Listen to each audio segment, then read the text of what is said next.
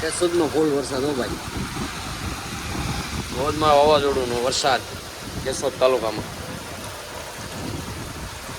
અત્યારે લાઈવ ચાલુ છે. હું જોઈ શકો છો દોસ્તો.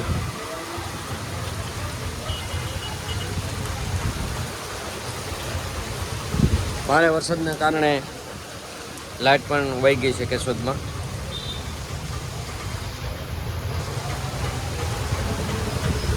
સાધનો વાળા પણ હેરાન થઈ ગયા છે.